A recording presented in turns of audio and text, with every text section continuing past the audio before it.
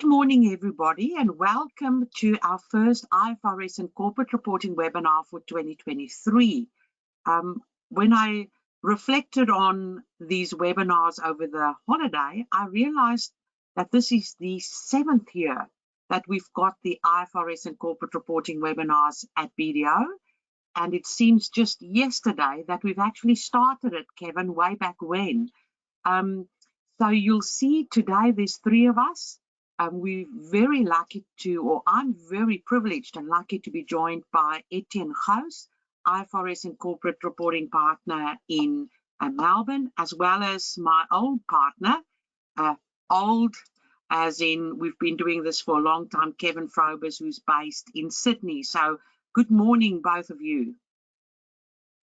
Hello, Aletta. Hello, Etienne. It's good to see you all, and welcome back to everybody for 2023. And Kevin, it's the 1st of February, so we're already in the 2nd month of the year, but I still want to say to all our attendees, Happy New Year. We hope 2023 is a great year for you and your family. So today we kick off the webinars for 2023 with a what's hot and what's not in 2023. And as I've said earlier, we've got the 3 presenters, you've got our contact details. Before we go any further, we would like to acknowledge, we'd like to begin by acknowledging the traditional owners of the land on which we meet today, and pay our respects to elders past, present and emerging. And we extend that respect to Aboriginal and Torres Strait Islander peoples here today, wherever we are throughout Australia. So if we look at our webinars, our IFRS and Corporate Reporting webinars, we've got the 12 scheduled for the year. By the way, if you've missed any of our webinars over the past 6 years and you want to have another look at revenue recognition, financial instrument, lease accounting, please do so. But the webinars for this year look somewhat different in that one of the hot topics, and this is a spoiler alert, is sustainability reporting. And therefore, you'll see in February, we'll have a look at how to incorporate sustainability and ESG in your financial report. In March, we'll look at IFRS S1 and what that would mean for Australian entities. So at the moment, it's an ED, but it's the first sustainability standard that will be issued by the International Sustainability Standards Board. We go on in April and we look at IFRS S2, which is the climate-related one. And then in May, we look at the normal one for May. How do we get ready for 30 June reporting? And that will not just be financial reporting, but also sustainability reporting. Then in June, we look at the TCFD disclosures, which will be very similar to IFRS S2. We're just not sure whether IFRS 2 will be finalized and issued by then. And then we go on and we recap a few things while we prepare financials. So we look at lease accounting challenges. I had another meeting this morning around IBR, a big issue. We have to adjust IBR with all these increases in interest rates and inflation, etc. In certain situations, we have to adjust IBR. Convertible notes is a big thing. We look at that in August. You know, how do we get financing? In September, how do we spring clean our balance sheet? Then we look at tax effect accounting in October, still one of those aspects not well understood. November, we're getting ready for 31 December reporting, and then we look at business combinations and consolidations in December. As always, if things happen, or unexpected things happen, we'll incorporate it into our webinars as we always do. There's a link at the bottom so you can register for all of these webinars. But I also want to talk about our new series, or it's the 2nd year that this has been running, and that is our sustainability webinar series. Yesterday we kicked it off, Ashley Bleeker and I, and we talked about the United Nations Sustainable Development Goals and the World Economic Forum, IBC, International Business Council framework. In just 2 weeks' time, we're going to look at your carbon footprint. How do you determine your carbon footprint? So that's on the 15th of February. That webinar you have to tag everybody's talking about what is our baseline carbon footprint, how do we determine our carbon footprint. We're doing a lot of projects on that at the moment, so Ashley and I would love to share some of our experiences with you. In March, we continue with frameworks, as well as April, a very important issue. How do we get the board on board? So how do you prepare a business case for sustainability for your board? In May, we look at the GRI standards, and then in June, reporting is coming. How do we get ready for that? So again, you can register for these webinars. As you can see, the IFRS and Corporate Reporting webinar series and the Sustainability webinar series cover different aspects, but there is some overlap. So the Sustainability webinar series is looking at carbon footprint, it's looking at strategy, it's looking at continuous improvement, but there is some reporting in there as well, can't be avoided. And then when we look at IFRS and Corporate Reporting, we obviously look at sustainability reporting, and we don't look at strategy and carbon footprint necessarily, unless it's incorporated in what we have to report. So there's some overlap, let's be honest. So to kick off with what's hot or what's not for 2023, we thought we'll do what we did last year, Kevin and I, and we'll go to a survey that was done by BDO in the US, where they contact members of boards and ask them, what do you think, what's hot and what's not for the next 6 to 12 months? And we want to share that. So it was done in the US, not in Australia, but similar to last year, very similar themes compared to what Etienne and I and Kevin and I have been discussing with clients. So this is a board perspective. It's findings from a survey of board members. And now you can look at the whole report. It's a fairly short report, an easy read. I think it's around 8 pages. There's a link to the survey. But some of the key things we found is that 62% of public company board members say that their top strategic priority for the next 12 months is still driving growth. So organic and non-organic growth. So we know there's pressures on businesses, but their top priority is still growth. 24% say their greatest business challenge in the next 12 months will be recessionary decline in product or service demand. So it's an interesting contrast. Top priority is growth, but they also see that there's a challenge on recessionary declines in products and services. So if you look at the top obstacles that they thought they find, top one, supply chain challenges, which is true for Australia as well, maybe even more. Inflation, sourcing labour, another wave of COVID-19 cases, other interest rate hikes, competition, and then potential tax changes. But you can see, if this is the story that the board members in the US tell us, I think this is also the story for Australia, and interesting what we can expect in next 12 months. Some of the key findings, so top priority is still growth, strategic challenges, we talked about recessionary decline, supply chain, talent acquisition, and then the second from the bottom, ESG continues to occupy board agendas, but boards differ in their assignment of responsibility, in that, boards in Australia, when we meet with them, they are telling us who's responsible for sustainability and ESG. Is it the Audit and Risk Committee? Is it the Remuneration Committee, because we want to link remuneration to these ESG objectives? Is it a separate strategic committee? Is it a new ESG committee?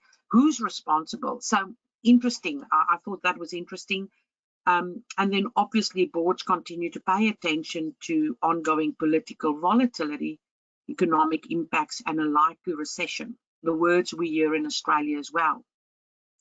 So some of the strategic options that boards are considering is increasing liquidity, adjusting compensation packages, rethinking M&A strategies, and I know Kevin and Etienne will pick up on that a little bit later, seeking additional capital infusion, convertible notes, different ways of raising financing. We'll come back to that one. And then reducing capital expenditures. Not sure about that because we, especially government, Etienne, have a lot of infrastructure spending at the moment.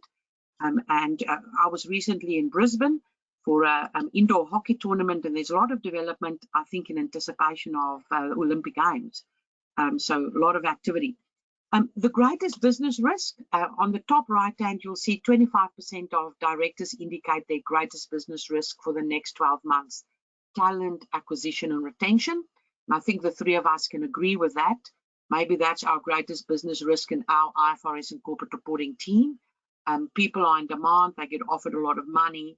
So to continue to get interesting work, keep them interested, motivated, flexible working is a challenge for us as well. So some of the tactics, the top tactics these people are employing to attract and retain talent, 72% go for the old-fashioned adjusting compensation packages, which I found interesting. Reimagining flexible and remote working strategies, second, with 56%. And that's definitely what we're doing as well. Just before this webinar, we were talking about how we are rethinking, remotely working from anywhere, etc. But also emphasizing diversity, equity, and inclusion strategies. Absolutely, that's part of our DNA at BDO and expressed in our sustainability report. Enhancing employee benefits, upskilling our workforce, absolutely. Focusing on corporate social responsibility, philanthropy, helping the communities, and supporting mental health. All of those, what we do at BDO, for example. So very interesting to see these common global themes. Then, as I said earlier, and what you would have seen in our webinars, emphasis on sustainability and ESG. And the boards agree on the significance, but they're not sure who's responsible. And this is a little bit of who do you think is responsible? Is it a nomination and governance committee? Is it audit committee, compensation committee, ESG committee, etc.? And you can see there's quite a wide spread. I like the idea it's at the governance level, because if you want to be serious about ESG and sustainability, it has to come in as part of your strategy. And it can't sit separate to your strategy, and often that is at a governance level. And then, some of the things they've said that they're working on, or some of the issues they've encountered, the effort and the ability required to develop climate-related estimates. These are problems. How do we realign our processes, the cost involved? You'll see there's ability to determine scope 3 emissions, and we'll talk about that in our next ESG webinar. So these are some of the obstacles that they face around ESG and sustainability. Again, extremely interesting. And then finally, our survey found these are the things they're doing around ESG and sustainability at the moment: selecting frameworks, deciding on reporting, considering how to embed it in their strategy through goals and objectives. How do we track progress, implement measurement tools? Data is critical here. How do we keep track of our ESG initiatives, our inventory, controls and processes, etc.? So it's really interesting that these are the issues they're seeing in the US, because it's absolutely what our clients are speaking to us about. ESG and sustainability measures are often sitting outside finance, and often outside finance people are not familiar with systems, processes to capture and track data. They're not used to controls around those data. They're not used to dealing with auditors to get some form of attestation. So this is a whole new world outside finance, and there's a big education piece. How do we get that done? So out of the pulse survey, we've structured our webinar, I would say, in 3 key parts. We want to talk about sustainability and sustainability reporting, and we try and state the case why this is so important in Australia in 2023. We look global, and then we bring it home to Australia. Then between Etienne and Kevin, they'll look at a different perspective, not just a board perspective, but a CFO / a strategic perspective. So current themes, and a focus on energy that we're seeing in Australia. And then we'll move on to a finance function or a finance team perspective, where there's accounting in times of uncertainty, there's a public sector perspective and accounting standards, and a not-for-profit perspective. So we start with the boards, then we go to CFO strategy, and then we go to finance teams, and that's how we've put it together. So if we run into sustainability and sustainability reporting, first of all, we've got a publication that was issued in January. We do a roundup of what's happened globally around sustainability in 2022. It gives you a really good idea on what we could expect in Australia in 2023. So that's the publication, first of all. I want to start in Europe, and there's quite a bit of information here, but I'll touch on it quickly. I'm starting in Europe and I'm looking at the United States because I want to show you the trend globally. And then I want to show you what's currently happening in Australia. And you can see we're following the same trajectory. Therefore, we can learn from them. So in Europe, the European Parliament has now published its final text for their Corporate Sustainability Reporting Directive. And now the EU member countries have 18 months to incorporate that directive into national law. And by the way, we've got similar developments in the UK as well. But in the European Union, they've also, this corporate reporting directive have replaced what they've previously had, and that was the non-financial reporting directive. Now, there are three things I want to highlight here. First of all, look at which companies have to report. They're starting with listed companies, but they're excluding micro-listed companies. But then they're also looking at large companies, and they define large companies, different to us, but it's not just listed, it's also large companies. They include subsidiaries of non-EU groups, they look at insurance companies, they look at financial institutions, etc. So, all right, it's coming. Then when you look at when do these new requirements apply, again, it's a scaling or a scaling exercise over time.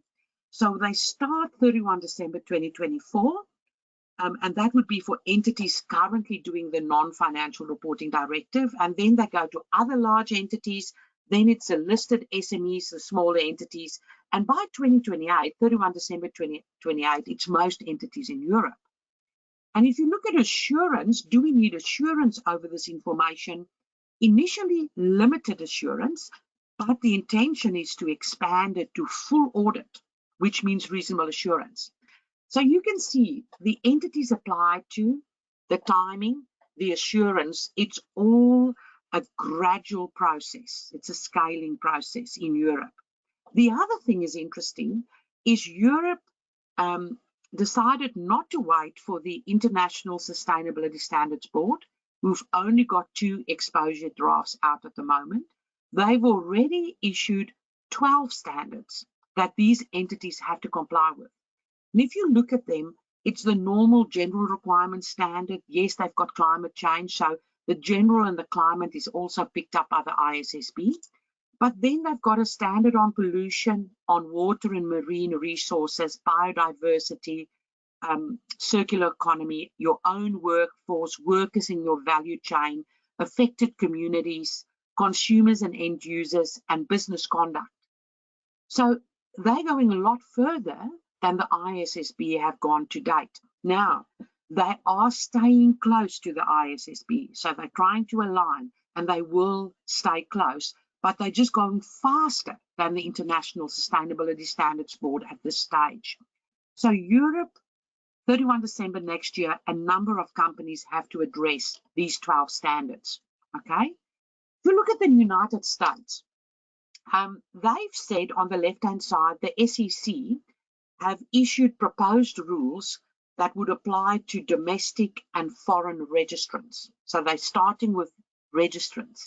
And they will require significantly enhanced climate-related disclosures in their registration statements and their annual reports, and also their Form 10K.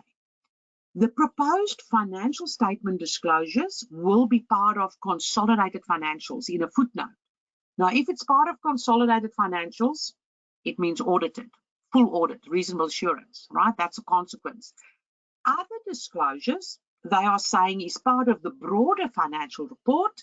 They call it management discussion and analysis, MD&A. In Australia, we would call it an OFR, operating financial review. And we know ASIC is currently encouraging entities to address climate disclosures in an OFR. And then you'll see on the right-hand side, they've got certain quantitative disclosures that have to go in financial statements, so audited. They've got quantitative disclosures outside the financials, usually within the broader financial report. So that's your scope 1 and 2 emissions, your scope 3 emissions. So that's what we're talking about in our next ESG webinar.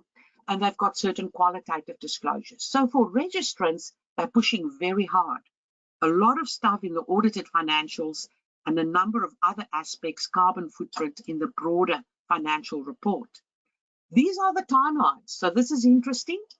For large accelerated filers, all proposed disclosures, excluding scope 3, so already scope 1 and 2, 2023, this year. And then scope 3 is added in 2024, and reasonable assurance over scope 1, 2, 3, everything by 2026. They're going hard.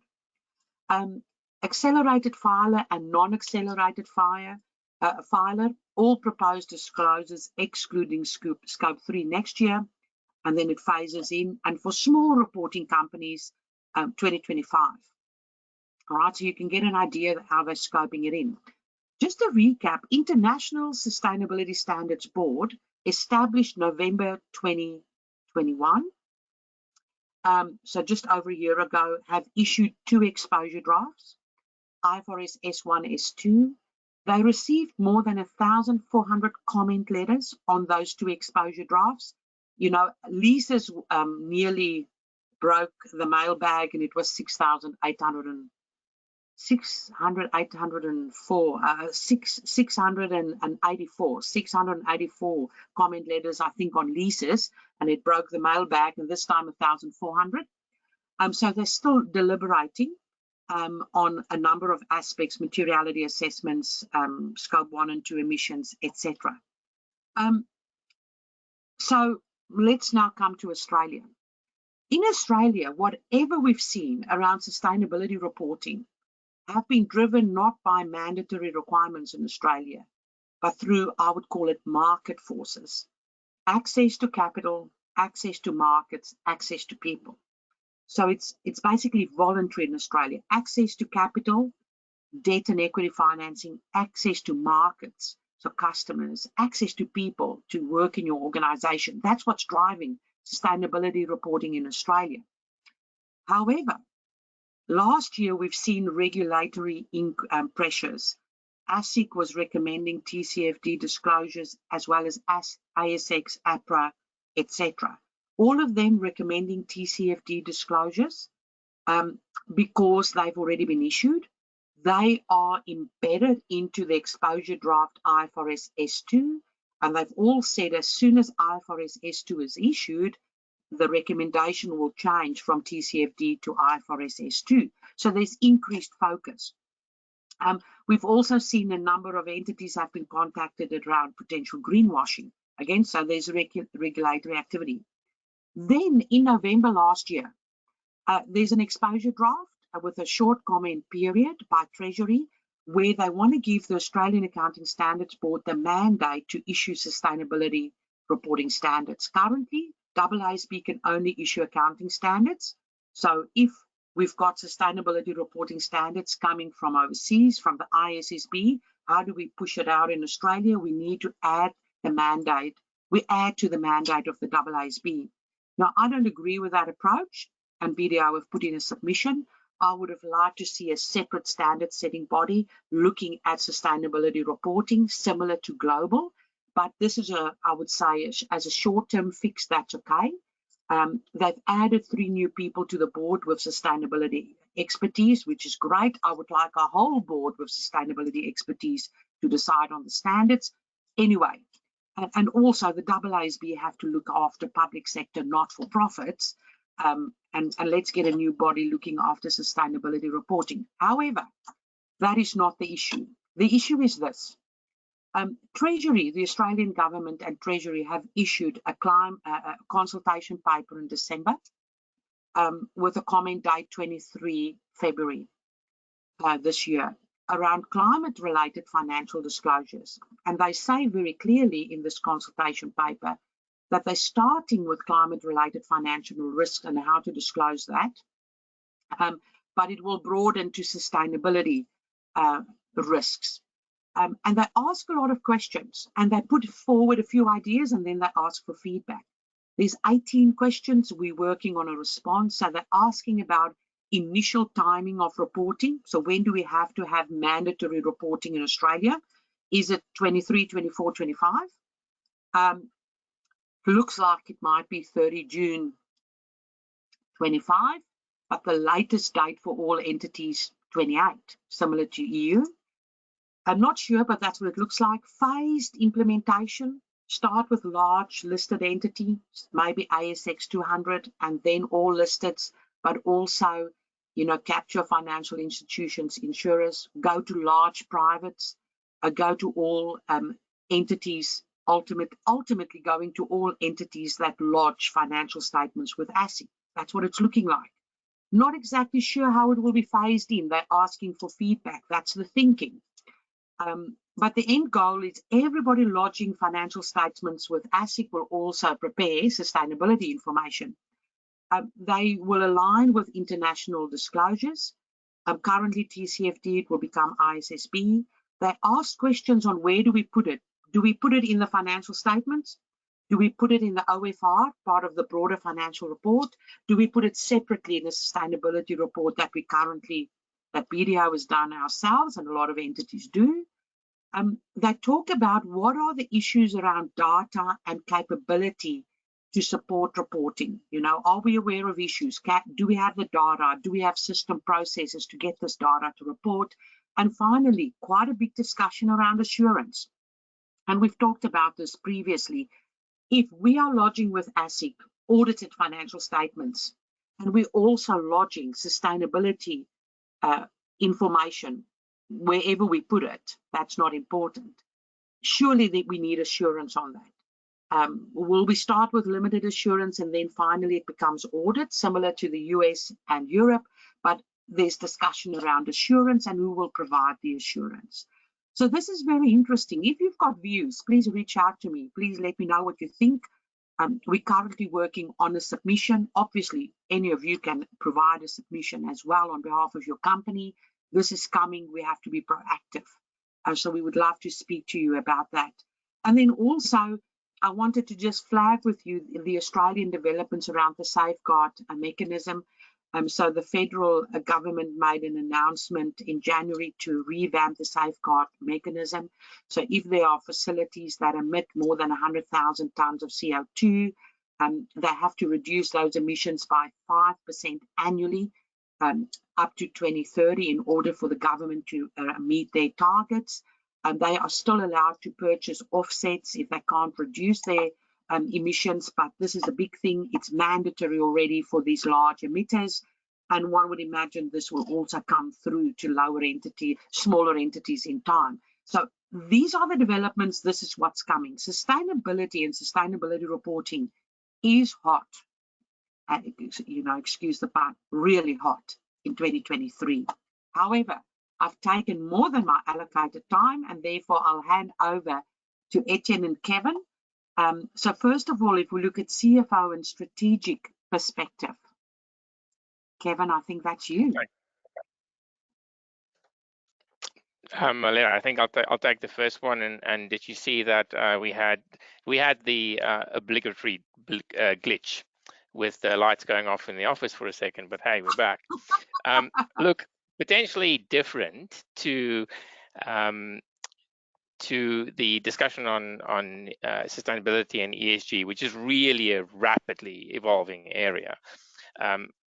Access to capital remains, if not the top priority, one of the main priorities for the CFOs that we speak to and that we see companies engage in. So it may not really be a surprise to you that the items that we've put on the screen at the moment are the ones that we help our clients with, or that we see that they're talking to us about.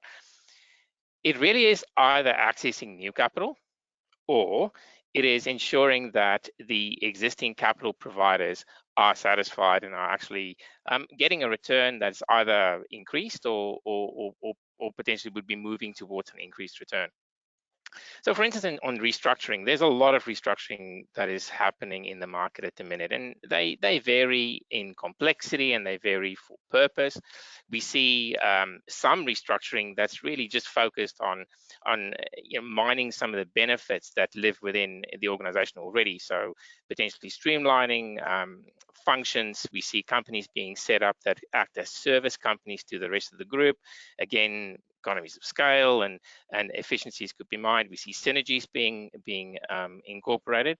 I've had two recent clients speak to me about how to align the profitable businesses within a specific structure to basically isolate a part of the business that may in future either be spun off, even be demerged and listed separately, or alternatively to do something with it and therefore again create a shareholders return that could be optimal.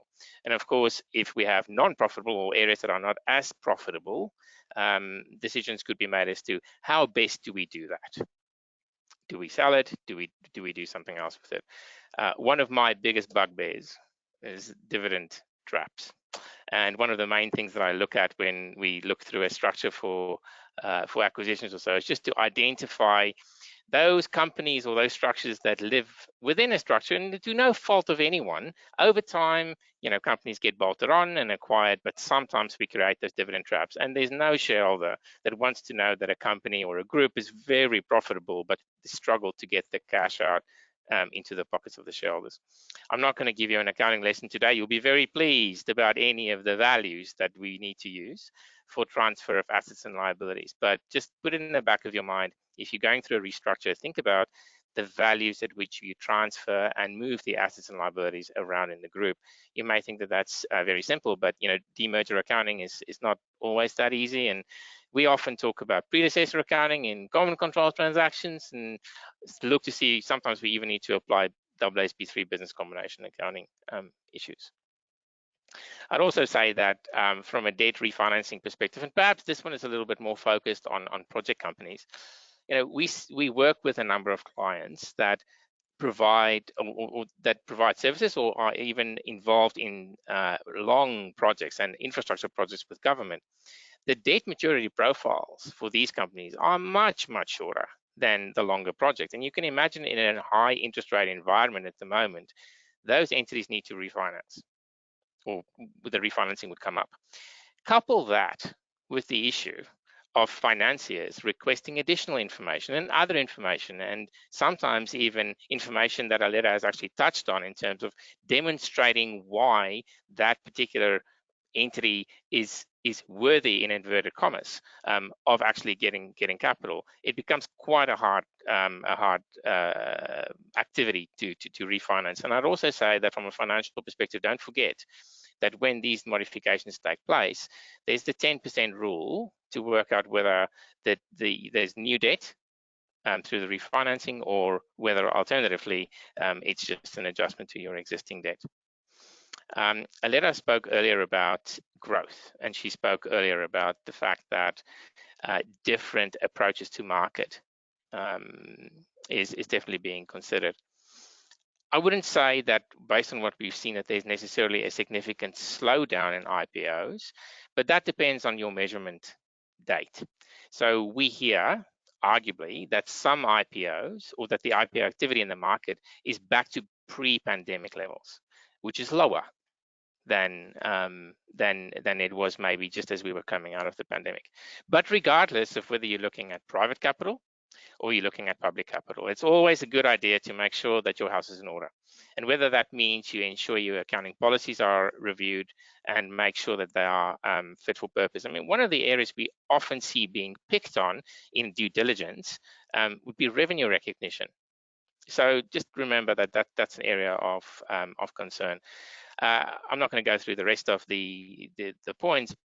Safe to say that there are many different ways of getting capital and even getting listings. I mean, you can do cash box structures, you can do backdoor listings, you can do reverse acquisitions. Don't forget that all of those have their quirks. All of them have some areas that you need to consider and ensure that you get the best outcome in financial reporting to reflect the structure that you've applied. Aletta, the next slide, please. I'm not going to dwell too long on energy, but we need to live under a rock to know that energy and transition, traditional energy projects is not on the agenda. Within just the last 24 hours, you would have heard that gas prices are going up significantly, and we are all trying to do the right thing, but even solar projects and be it wind, solar, or any other renewable projects, we still need to work through the viability of those projects. And capital providers they're hesitant to just jump in without understanding how this will work. And that flows on to pricing, and that flows on to government subsidy, which is not always allowed. So keep an eye on this one, and potentially if you are not in the sector in terms of generation or retailing, if you're on the other side and you are thinking about power purchase agreements which may be structured, just be mindful that there are as many structures in PPAs at the minute probably as there are projects. And we need to continue to think about what it means for you. It might mean that there's some assets that need to come onto your balance sheet if we do identify them to be a lease, for instance. And there are very often embedded derivatives because the price risk of electricity needs to be transferred somewhere. And particularly if you want to transfer it away from the project company, it's either transferred to the customer or it's transferred to something like a sponsor. Kevin, I think we lost you there for a second. Was there anything else you wanted to add on this CFO perspective? No, I think you've got it. I pulled my internet connection problem early on in the session this time around, so that I was back in time for my section. So I apologize for that. It does appear once again that once Etienne and I are together on a webinar, it seems that the gods that look after internet technology like to have fun with us. So we've done that again, but I'll take it as over. I think the comment I'll make, Etienne, to both yours and Aletta's section as I move into the finance team perspective is really that if you haven't really noticed it, corporate reporting, and I almost said financial reporting, but I'll say it again, corporate reporting is really become very much a governance issue now. It always was, to be fair, but a lot of organizations would have treated it as a compliance exercise. And I think if you can see, the biggest theme that we're facing, the hot topic is governance is the key over the strategic managing of the business, and that flows right into corporate reporting. It's not just a compliance exercise anymore. And you can see there's a lot of different instruments going on. It's not just listed entities that are dealing with derivatives or energy price derivatives or restructurings and so forth. It's happening even in your large PTYs and your small PTYs, and also in not-for-profits and public sector, as you'll see later on when we get to Etienne. So that I'd say would be the biggest sort of takeaway for me. I mean, leading into the finance team perspective, this section we put together almost as a little bit of a what's hot to the finance team, because at the moment the finance team, it'll be like that picture with the duck that looks calm at the top, it's paddling crazy underneath. The finance team is the ones that actually have to deal with this on a day-to-day basis, and there's a couple of areas you're going to deal with it. One is there's a lot going on at the board and with sustainability, restructuring and so forth flowing down, but someone's got to account for this at some point. But even if you haven't done a lot of those big ticket items, you still have to do your day-to-day accounting in 2023. And the biggest theme you're going to be focusing if you're a finance team looking at doing normal corporate reporting in 2023 is that you'll be doing accounting in times of uncertainty. The good old days of low interest rate and low inflation rates are over. We've got rising energy prices, as Etienne was talking about, supply shortages, interest rate and exchange volatility, and all of it has to be accounted for. And a lot of it would be flowing through to financial reporting already. And so for your what's hot for 2023 at the finance team level, it would really be this publication that BDO has put out, which is Accounting in Times of Uncertainty. Now, I'm going to go through it quickly because there's a lot in here that you probably know already. So the way I've structured this section is more about things to think about. These topics, nothing that I'm going to do in the next section should be new to anybody on this call. These are things we see all the time, but what I'm going to do is point out the sort of thinking you need to worry about that maybe you haven't thought about for a while, and I'm going to focus on 3 areas: judgments about future and sources of estimation uncertainty, going concern and impairment, my old favorite topic, and discount rates. As I said, they're not new topics, they're old topics, and I'm just going to throw into the mix some things you want to think about at the finance function level this year.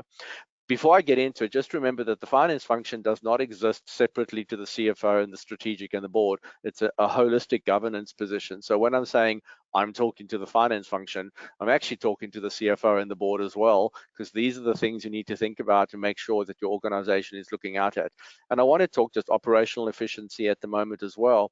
If you can't get your systems, processes, and controls in place now on, shall I call it, the basics, when things like debt restructuring and sustainability start to flow down, your organization is not going to keep up. And that is why we are talking in this webinar today about governance issues and all these sort of strategic issues, because treat financial reporting as a sort of an exercise in systems, processes, and controls. If you can't get that right at your finance team level now, you'll never cope with the other things that come later. And I want to say that from a board perspective and a CFO perspective, that's what you need to think about, this year. The reason why I put these slides on is I'm not talking exclusively to the finance function right now. The things I'm talking about now in the next few slides are the sorts of questions that boards should be asking of the finance function as well. So treat this as a template that everybody in the value chain, from boards right down to the finance function, should focus on. So let's talk about judgments and estimation uncertainty. The key question that your finance teams and your financial reporting and corporate board is going to try and cover this year is, how do you capture a wider range of possibilities in the way you measure your assets and liabilities, and therefore you record your profits and losses? I mean, profits and losses in the good old days was just a function of revenue minus expenses, but now we've got volatility in the form of sustainability issues, volatility in exchange rates, debts restructuring, dividend traps, all these wonderful, almost exotic sounding business issues that flow through. They do have an ultimate impact on your financial reporting. I mean, we've covered some of these examples already. Energy prices is the big, topic of the day, but it even boils down to, how do you capture changes and risks in the timing of supplier deliveries, cash collections, and inflation? I'm talking about timing and I'm talking about cash flows because the one big thing that we can see this year coming is that measuring assets are often driven by discounted cash flows, and impairment is obviously driven by discounted cash flows. So anticipating and working through the timing and the amounts of cash flows is clearly going to be a big factor in 2023 when it comes to financial reporting and corporate reporting. One of the big things I'm going to talk about today is also how you do your valuation type methodologies. It wasn't so long ago when we were doing fair value and impairment type calculations or value and use calculations where we would have a single budget or point reference for cash flows. We would discount those back at a discount rate. I think the reality is that the single measure of future cash flow is almost over. We're now into a scenario where multiple scenarios of possibilities are possible. We're not just talking about, this is what our revenue is and this is what our expenses are and this is what we think the let's say the energy price is going to be or the price of gas is going to be. You may find yourself with multiple scenarios of gas prices in a single year, even in a single 6-month period, and that would extrapolate into, let's say, your impairment valuations and calculations over a 5-year discounted period in multiple scenarios. I guess the reality is that your systems and processes need to start to cope with that in 2023, and whether you're doing multiple scenario builds or multiple budget builds is probably what the finance team needs to start haggling over, but it probably starts at the governance level again, because surely management and boards can't possibly be making decisions on a single budget. They will have to be making decisions on multiple budgets and multiple outcomes. We are seeing disclosures being one of the big areas that's going to trigger this year. So on the next slide, I've given you a lot of information, and I'll go through this quickly. disclosures, none of this on the slide is actually new. These are sort of your general disclosure requirements in the accounting standards when it comes to things like judgments and estimation uncertainty and how that feeds into the measurement of assets and liabilities. You know, you're supposed to be making disclosures about your assumptions, about the sensitivity of assets and liabilities to change. So if you've measured a liability, or you've measured an asset, or you've done your impairment calculations, clearly certain assumptions are sensitive to change, but the expectation is moving beyond disclosing just what is going to happen if I have a 1% increase up or 1% increase down. And Aletta and Etienne will know what I'm talking about here. In the good old days when we used to do disclosures for impairment, we would say the impairment is sensitive to changes in the discount rate. If it goes up 1%, this is going to happen. If it goes down 1%, this is going to happen. Well, the reality is that in order for your disclosures to be meaningful today, you first of all need to actually go down to a more granular level, and maybe a 1% decrease in discount rates isn't even plausible in the current environment. So the disclosures maybe need to be something like, we're actually expecting interest rates to go up 4% this year, and therefore the most realistic increase in discount rate is actually X%, and if that happens, this is going to be the impact not only on the number but also on the business and the risk profile of the organization. And that sort of level of detail in disclosure is what we're really looking for, and more importantly, regulators are looking for that in disclosures. So that's really something to bear in mind. And I'll leave it at that to jump on to the next thing. And you can take that on and think about that yourself. I mean, going concern and impairment is really just a follow-on from what I've already mentioned. You know, things like, you know, how do you capture your uncertainty in your budgets? The big thing here is, and I'm probably talking from an assurance point of view, but it's actually a risk management question again, is do you actually know how to budget? Does your management team know how to budget? And do you even know how your forecast and budgets are being used for the right purposes? First thing I'll kind of lay on the screen is when the finance team, and this is on the next slide, Aletta, when the finance team is working with budgets and forecasts from a financial reporting point of view, it's important to know which budget and forecast they're using and what purpose they're using it for. Because the big thing is, I'll use going concern, solvency, and impairment. All of these generally, these assessments being solvency assessments, going concern assessments, and impairment assessments, they're all financial reporting type requirements that are used somewhere in the preparation of financial statements. For example, the directors have to make a statement on solvency at the beginning of financial statements. It's all generally based on forecast and budgeting. However, the budgets and the forecasts, first of all, have to be reliable. So you don't need to, your management team need to know how to budget and how to factor in multiple scenarios.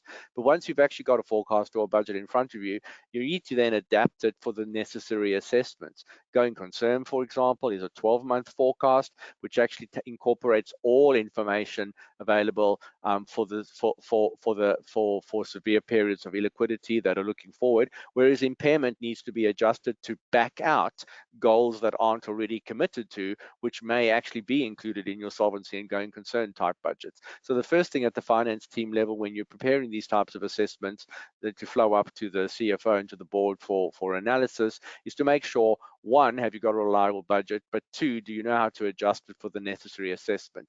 There was a time when it almost didn't matter because entities were all doing well, but not all entities are doing well. You know, we have illiquidity in the market, as Etienne was talking about before, and you've really got to make sure these things are, first of all, adjusted correctly, incorporate the right variables, and actually make the right decisions over the right period in order to actually sign off on the necessary assessment for financial statement preparation. Moving on to the next slide then, Aletta, this I've pulled in as just a couple of questions that you might want to ask yourself. Now, this is taken from the accounting standard on impairment, but there's no reason why these questions at a finance function level can't actually be used to really test all budget processing, whether it be solvency, going concern, and impairment. And that's really, are your forecasts that you're using actually made based on the most recent budgets approved by management?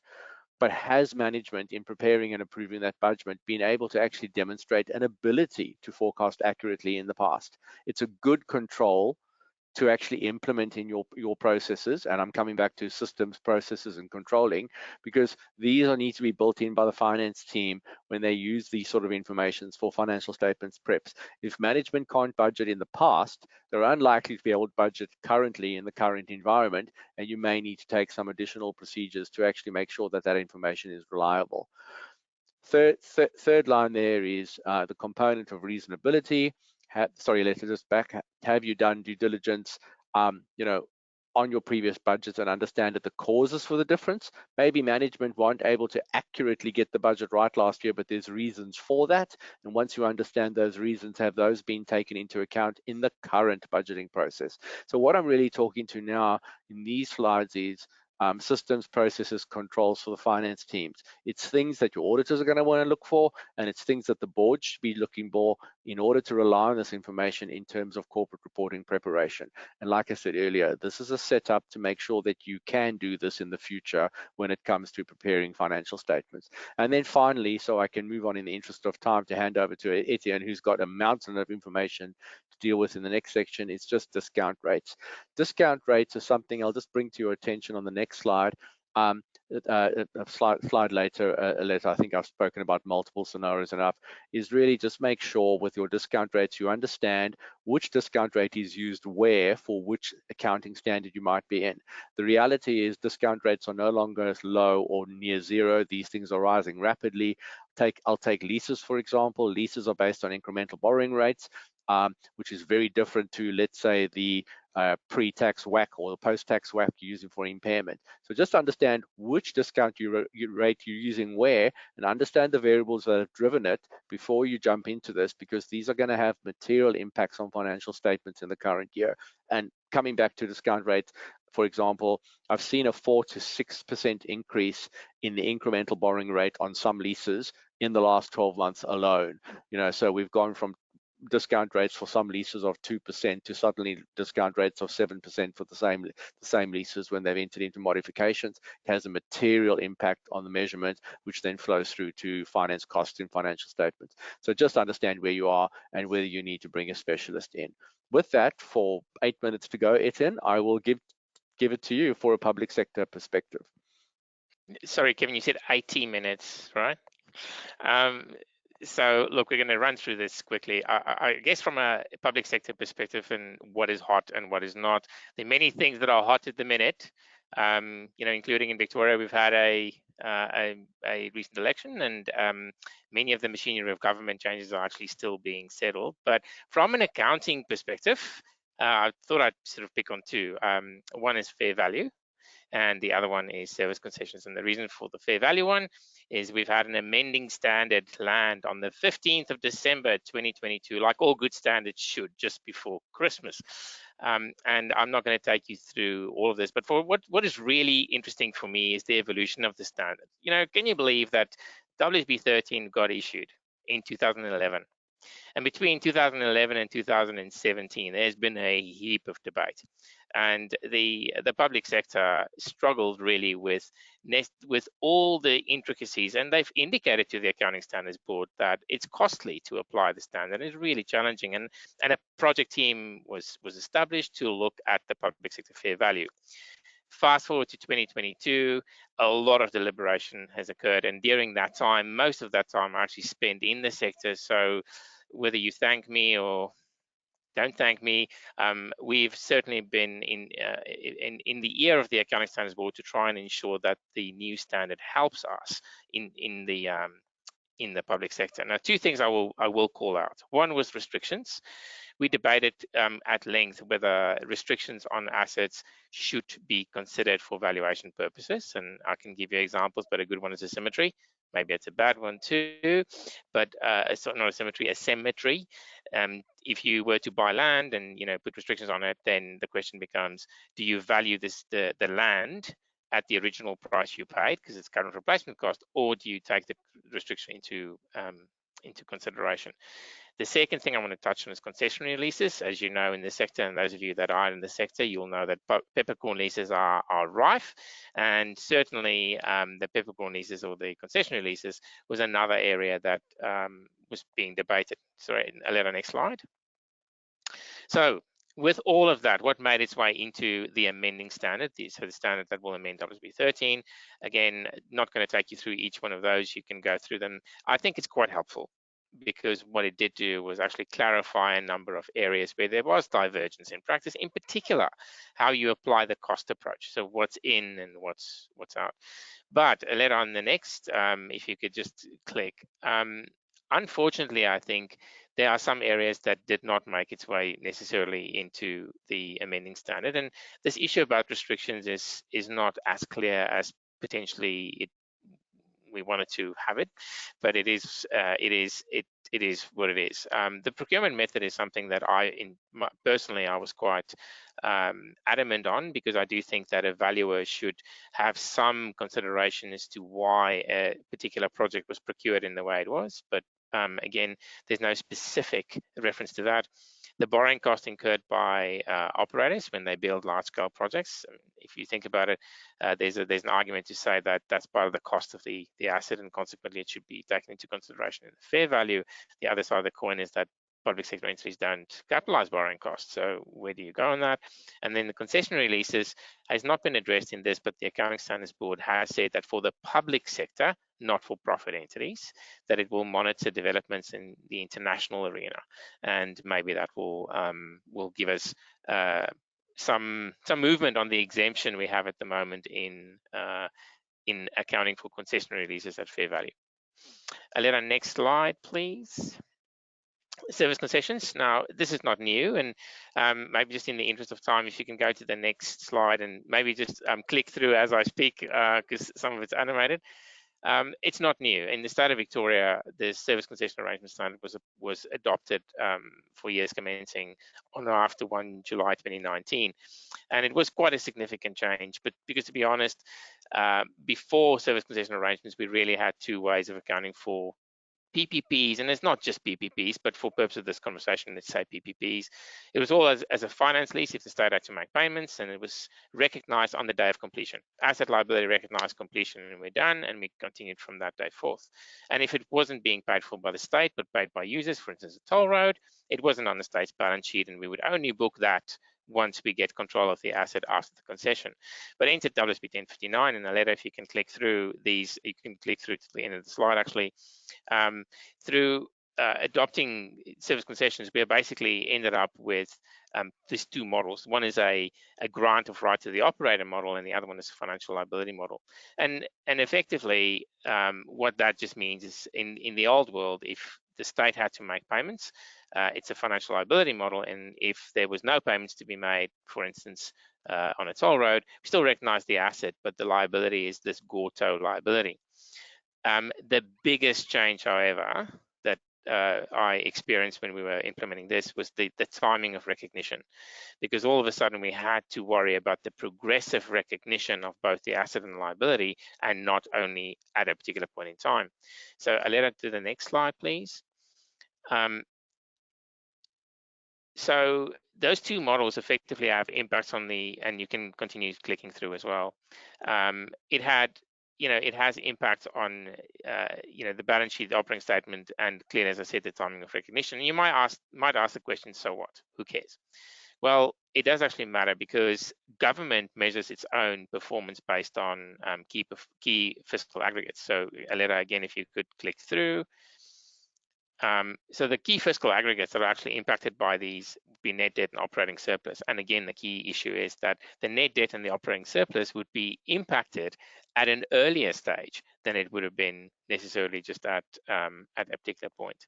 And then there's some other issues that we have, we could talk about and talk about at length if you wanted to do that. But I'll close, because I know we've got very little time left. I'll close to say that as of the 28th of February of this month, there is an invitation to comment to the Accounting Standards Board on the application of WSB 1059. And having done this in the state, I can tell you that is really, really judgmental. And I know that it can only be aspirational, but Aletta, if there's 1,400 letters that made its way to the Accounting Standards Board on the sustainability standards, then I'm hoping that at least half of that can make its way to the Accounting Standards Board on the post-implementation review of 1059. But with that, I'll hand back over to you. Thank you very much. And as you can see, Etienne brings to BDO, and in particular to this webinar series, a huge amount of experience in the public sector. And although he didn't give adequate time to explain all these implications, if you've got any issues or debates to be had around public sector issues, whether you are in the public sector or interacting with the public sector and want to understand how they'll be looking at these things, please reach out to us. You know, this is absolutely Etienne's field of expertise, not his only field of expertise, but he spent many years working in state government. So he's raised the comment letters. Etienne, I think the only way you're going to get to 700 letters is if you send in 699 letters, potentially, but you know, anyway. Well, I'm halfway there. You're halfway there. And then not-for-profit perspective, I just wanted to add, similar to the post-implementation review of AASB 1059, for not-for-profits, we have a post-implementation review of AASB 1058 and AASB 15, which addresses revenue and income recognition by not-for-profit entities. What a painful standard, how many debates. I don't think everything's been resolved yet, so BDO will be making a submission and we're attending a number of meetings.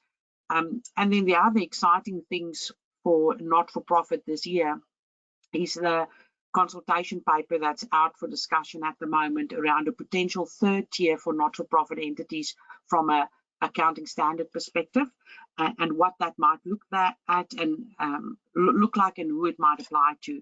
So for not-for-profits, quite a number of potential changes in 2023.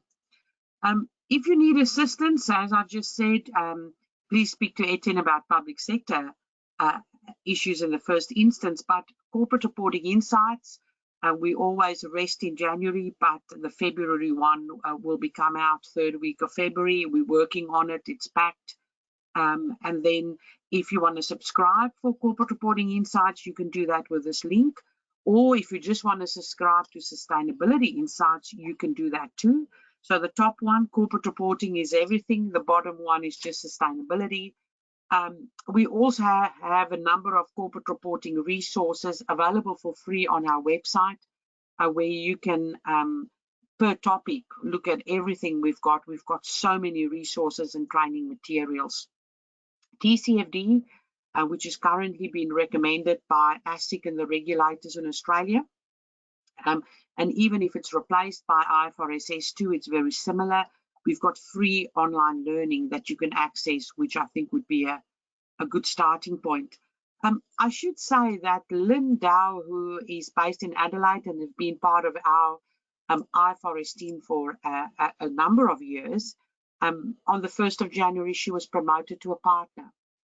So Lynn is actually an audit partner in Adelaide, and similar to Ashley Woodley in Perth, both of them are audit partners, but they also do a lot of work around IFRS and corporate reporting and part of our team. So just congratulations to Lynn for that promotion. And then our team continues to grow. You'll see here at the bottom, Nolene Lategang joined our team last Monday. She focuses on lease accounting, continues to create so much work and problems lease accounting, but the team is growing.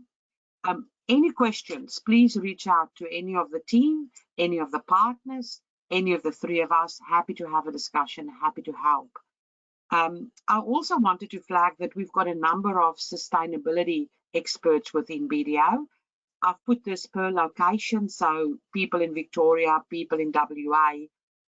In South Australia, it's Josh Carver. He's also been promoted to partner on the 1st of January. In Queensland, a number of people. New South Wales, you'll see Kevin also looks after sustainability and sustainability reporting. But if you want to talk about sustainability reporting, reach out to the appropriate individual. For my sins, I'm the national leader of sustainability and IFRS and corporate reporting. So please feel free to reach out to me and I can put you in contact with the appropriate person where you are located.